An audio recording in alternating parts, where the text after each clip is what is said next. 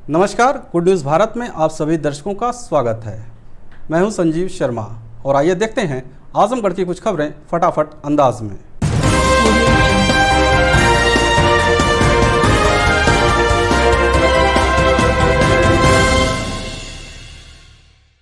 आजमगढ़ के बैलाकोल गांव का रहने वाला दिव्यांग आवास की मांग को लेकर अधिकारियों के कार्यालय का लगा रहा चक्कर, डीएम से लगाई गुहार।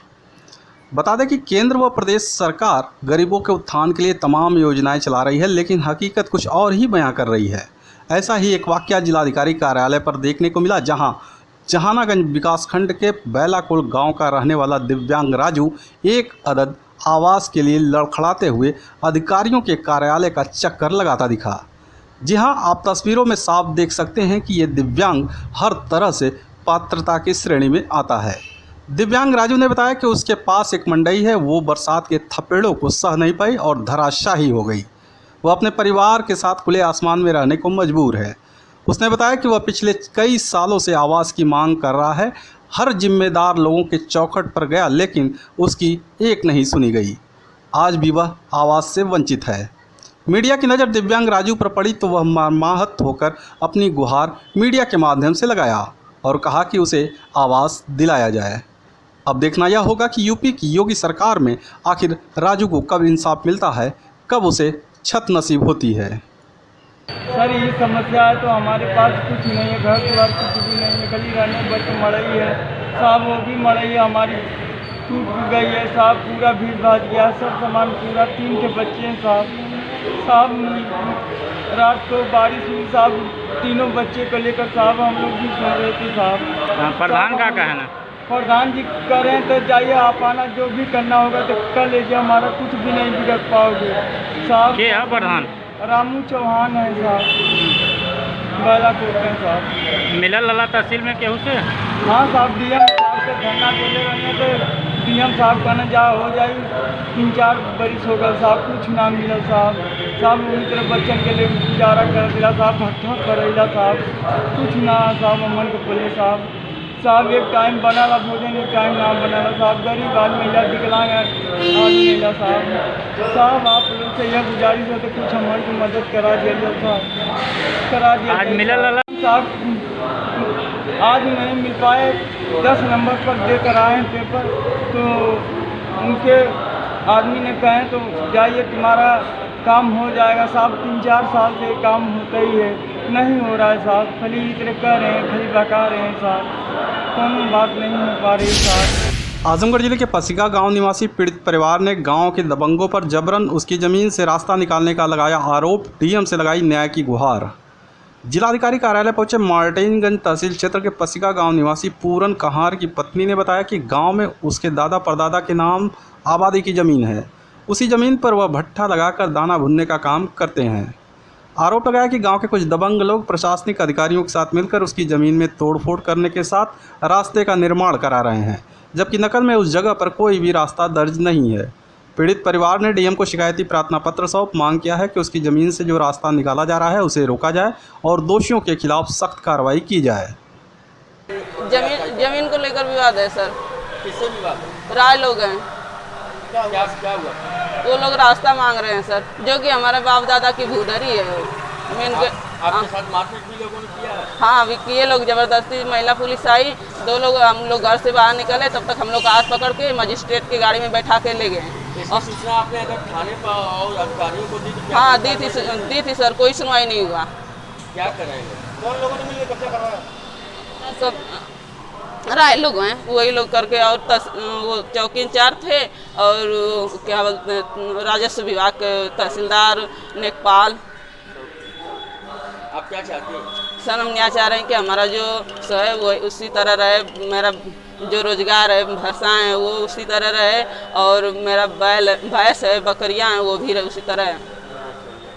मुझे न्याय चाहिए। आजमगढ़ शहर में ठेला गुमटी वाले दुकानदारों को किसी स्थान पर स्थापित करने की मांग को लेकर व्यापार मंडल ने डीएम को ज्ञापन सौंपा। जिलाधिकारी कार्यालय पहुंचे उत्तर प्रदेश उद्योग व्यापार प्रतिनिधि मंडल के पदाधिकारियों ने बताया कि इस समय नगरपालिका परिषद द्वारा सड़क किनारे दुकान चला रहे दुकानदारों की गुमटी व ठेला वालों को हटाया जा रहा है। ऐसे में वह अपने परिवार का भरण पोषण कैसे करेंगे।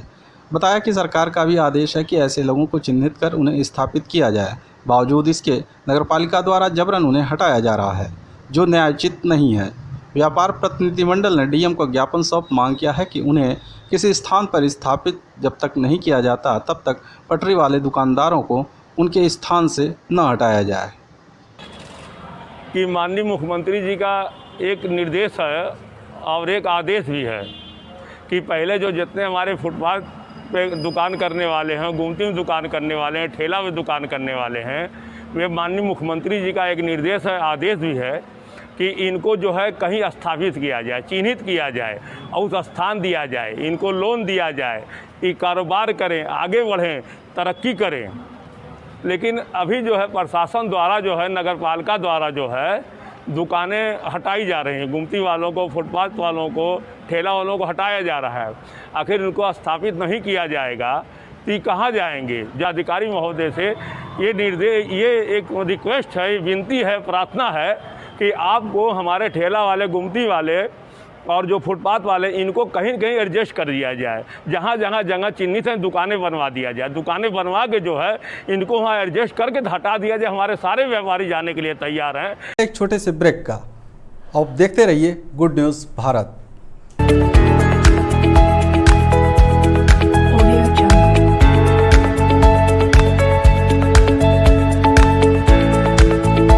ब्रेक के बाद एक बार फिर से आपका स्वागत है और आइए देखते हैं आजमगढ़ की कुछ खबरें फटाफट अंदाज में। आजमगढ़ जिले के गणपतपुर मिश्रौलिया गांव निवासी पीड़ित ने चिकित्सक पर लापरवाही के चलते भाई की मौत का लगाया आरोप, एसपी से की शिकायत। पुलिस अधीक्षक कार्यालय पहुंचे अतरौलिया थाना क्षेत्र के गणपतपुर मिश्रौलिया गांव निवासी विश्वनाथ मिश्र ने बताया कि बीते 20 अगस्त को उनके बड़े भाई का बाइक से दुर्घटना में घायल हो गए थे। उन्हें अतरौलिया शैय्या युक्त अस्पताल ले जाया गया, जहां ड्यूटी पर तैनात चिकित्सक डॉक्टर संतोष कुमार वर्मा मोबाइल से बात करने में व्यस्त थे। उनके घायल भाई का इलाज भी नहीं शुरू किए। काफ़ी देर बाद जब आए तो बताया कि उनके भाई की मौत हो चुकी है। जब उन्होंने शिकायत की तो वे अपने सहयोगियों के साथ मारपीट पर उतारू हो गए। इतना ही नहीं, उल्टा उनके ऊपर केस दर्ज करा दिया गया। पीड़ित ने एसपी को शिकायती प्रार्थना पत्र सौंप मांग किया है कि आरोपी चिकित्सक के खिलाफ भी केस दर्ज कर कार्रवाई की जाए। 20 तारीख को हमारे भाई का एक्सीडेंट हो गया था मोटरसाइकिल से स्कूल के बगल में, और लेके हम गए थे वहाँ सामुदायिक केंद्र। तो संतोष वर्मा नाम के एक डॉक्टर थे, वही थे वहाँ। तो उन्होंने कहा, उनसे कहते थे बार बार हमारे भाई देख लीजिए, हमारे भाई देख लीजिए, हमारे भाई देख लीजिए, लेकिन वो फ़ोन पर बात करना बंद नहीं किए। 2 घंटा के बाद तब कहे कि तुम्हारा भाई मर गया है, लेके जाओ। कहा सुनी कर दिया उसने, यही मामला है। और फिर हमारे ऊपर मुकदमा कर दिया है। क्या चाहते हैं आप? पैसा भी निकाल लिया ना, और पैसा 20,000 रुपया था, वो भी ले लिया। नहीं किया कुछ नहीं। क्या चाहते हैं आप? उनके ऊपर भी मुकदमा हो, वो भी बंद हो। आजमगढ़ जिले के मुस्तफाबाद निवासी छात्र नेता ने प्रधान पर मारपीट करने व जान माल की धमकी देने का लगाया आरोप, एसपी को सौंपा शिकायती पत्र। पुलिस अधीक्षक कार्यालय पहुंचे मेहनगर तहसील क्षेत्र के मुस्तफाबाद गांव निवासी व छात्र नेता राजमंगल यादव ने बताया कि गांव में स्थित पोखरी की जमीन पर अवैध रूप से शौचालय का निर्माण कराया जा रहा था, जिसकी शिकायत उसने मेहनगर एसडीएम से की थी। शिकायत को संज्ञान में लेकर एसडीएम ने लेखपाल को जांच के लिए भेजा। इसी दौरान ग्राम प्रधान आ गए और अपशब्दों का प्रयोग करने के साथ ही मारपीट किए, जिससे उसके हाथ में चोट आ गई। इतना ही नहीं, घर पर जाकर परिवार के लोगों को डरा धमका रहे हैं, जान माल की धमकी दे रहे हैं। पीड़ित छात्र नेता ने एसपी को शिकायती प्रार्थना पत्र सौंप मांग किया है कि आरोपी ग्राम प्रधान के खिलाफ सख्त कार्रवाई की जाए। ग्राम मुस्तफाबाद पोस्ट देवई थाना जो मेहनगर के अंतर्गत आता है, वहाँ उस गांव में जिस जगह होलिका दहन होता है और बगल में सार्वजनिक पोखरा भी है, उस जगह सार्वजनिक शौचालय का निर्माण हो रहा है, जो कानूनन तरीके से गलत है। तो मैंने एसडीएम महोदय को पत्र दिया। एसडीएम मैडम ने संज्ञान लेकर मौके पर लेखपाल को भेजा मुआयना करने के लिए। लेखपाल साहब ने मुझे भी बुलाया और लेखपाल और हम आपस में वार्तालाप कर रहे थे। और इसी बीच जो है कि ग्राम प्रधान अंबिका यादव जो मुस्तफाबाद के हैं, वो मुझसे बदतमीजी करने लगे, मेरे साथ गाली गलौज करने लगे कि तुम कौन होते हो कि रोकने वाले, ये वो उल्टा सीधा बोलने लगे, मुझे गाली देने लगे। तो मैंने विरोध किया कि आप अब शब्द का प्रयोग ना करें। तो कह रहे हैं तुम क्या कर लोगे, तुम मुझे मारूंगा, तुम्हें मैं यहीं पर मारूंगा, मरवा दूंगा, तो जान माल की धमकी देने लगे। तो उस दौरान जो है कि हमने कहा इस तरह की भाषा का प्रयोग ना करें, और लोग बीच बचाव करने आए कुछ लोग, तो उसी दौरान उन्होंने मौका पाकर मुझे बांस के सहारे जमा दिया, चोट मार दी मुझे, और मेरे हाथ में देखिए फ्रैक्चर हो गया, दोनों हाथ में, यहाँ भी चोट लगी है, और जो अंगूठा पे मेरा वार किया उन्होंने। और उसके बाद मेरे घर पर भी जाके उन्होंने धमकी दिया कि अपने लड़कों को समझा दो, मेरे परिजनों को भी धमकाया, डरवाया कि मैं समझ जाओ, सुधार दो, नहीं तो इनको मैं इनकी औकात बता दूंगा, बिनवा दूंगा इनको, औकात में ला दूंगा इनको। Audio